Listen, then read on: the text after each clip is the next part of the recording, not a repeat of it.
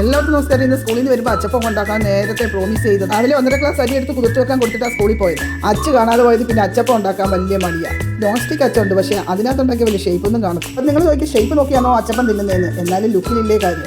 വന്ന ഉടനെ ചായയൊക്കെ ഇട്ടാന്ന് വിചാരിച്ചു. അങ്ങനെ ചായയൊക്കെ ഇട്ട് കഴിഞ്ഞാൽ ഉടനെ നമ്മൾ ടിന്ന് തപ്പലാണല്ലോ പഠിക്കും. അങ്ങനെ ടിന്നി നോക്കിയപ്പോൾ നല്ല മെൽറ്റിംഗ് മൊമെൻറ്റ്സ് ഇരിക്കുന്നു സുപ്രീമിന്. നല്ല ടേസ്റ്റാണ്.